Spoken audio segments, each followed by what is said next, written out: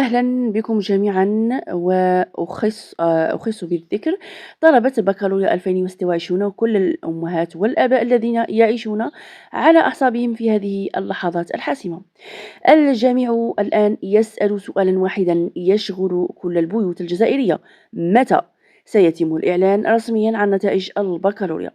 كثرت الأقاويل والشائعات، لكن اليوم جئتكم بالخلاصة وبالمواعيد الأقرب للواقع وحسب ما هو رائج ومترقب، بالإضافة إلى الحديث عن مفاجأة غير مستبعدة قد تقلب التوقعات، كما حدثت تماما في نتائج شهادة التعليم المتوسط. تابعوا معنا هذا الفيديو بالتركيز لتفهموا كل التفاصيل. دعونا نتحدث بلغة المنطق والمعطيات المتوفرة حاليا.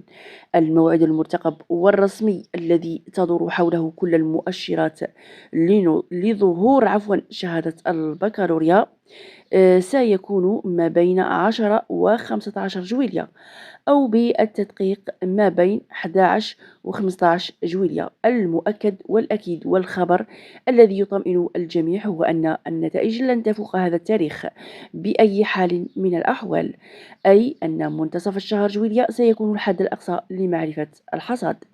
لكن هناك نقطة هامة جدا يتحدث عنها الجميع الآن، وهي إمكانية حدوث مفاجأة سارة. كما تذكرون جميعا في نتائج شهادة التعليم المتوسط البيان، كانت التوقعات تشير إلى تاريخ معين، وفجأة قامت الوزارة بتقديم الموعد وإعلان النتائج قبل الوقت المحدد ب48 ساعة، كخطوة استباقية ومفاجئة للجميع. هذا السيناريو مطروح بشدة أيضا في البكالوريا، نظرا لوتيرة العمل السريعة داخل مراكز التصحيح والمرونة الكبيرة لهذا العام. فإنه من غير المستبعد تماما أن نتلقى بيانا وزاريا مفاجئا يعلن عن تقديم موعد النتائج ليكون قبل 15 جويلية بيوم أو يومين ليرتاح الطلاب وتعم الفرحة باكرا.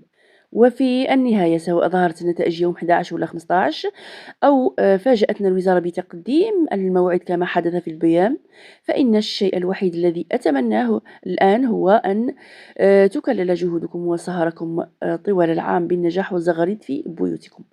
أيام قليلة تفصلنا عن لحظة الحقيقة، فلا تنسوا أن تكثروا من الدعاء في هذه الساعات المباركة.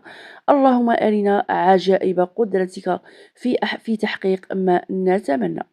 إذا كنتم تترقبون النتائج معنا، شاركونا توقعاتكم ومعدلاتكم الطموحة في التعليقات، ولا تنسوا دعم الفيديو